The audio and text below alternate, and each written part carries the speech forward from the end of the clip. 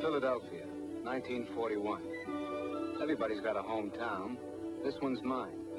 My name is Schmid, Al Schmid. Maybe you've heard of me, maybe not. Anyhow, one way or another, what I've got to tell you starts here in Philly. I grew up here. Used to go to places like Independence Hall, that's where the Liberty Bell is, and where the Declaration of Independence was signed. When I went to school, we used to visit the museums and famous places like Constitution Hall. Our first Congress met right here, and Tun Tavern, where the U.S. Marines were founded back in 1775. And this is where Betsy Ross lived. You heard about her, I guess. She made the first American flag. None of these things meant a whole lot to me then. When you grow up with something, you kind of take it for granted. And the reason you're seeing these places now is just because this is where my story begins. But it could have begun anywhere. It could have begun in your hometown, maybe. And what happened to me might have happened to you.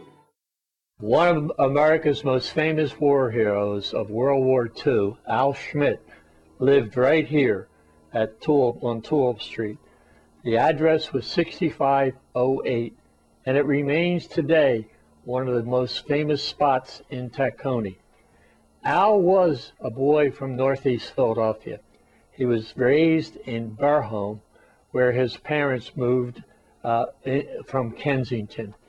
He went off to training in Paris Island, and after about a month, he was sent to North Carolina to another Marine camp, and then told that he was going to go into the Pacific area.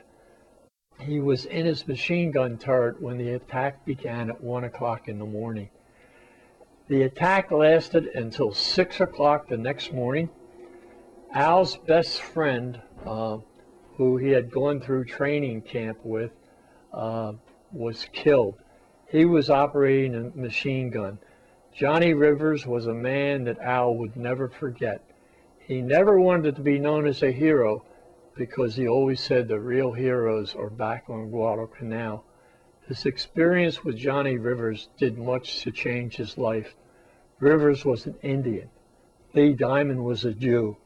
The three of them composed the scene of what America was. A lot of different people coming together, forced to help one another survive. Another lesson that Al Schmid never forgot. Didn't want to be a hero, and he wanted to be like every other American. When Rivers was killed, the hardest thing he had to do was pull Rivers off the machine gun and take it himself because he was next in line. Lee Diamond would continue to feed the machine gun. Al Schmid, from 2 o'clock in the morning till 6 o'clock in the morning, manned that gun. About an hour after being on the gun, a Japanese grenade came into the machine gun nest. It exploded, and it was the last time that Al Schmid could ever see. One eye was completely destroyed, the other one was completely blinded. He said to Diamond, "You tell me where they are, and I'll shoot them." And when Roger Butterfield heard the story, he wanted to write it into a book. And he went to see Al Schmid. And Al Schmid said, "You're going to write the story, but I want to tell you one thing.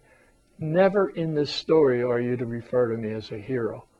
I'm just a kid from the Northeast who did what I was supposed to do."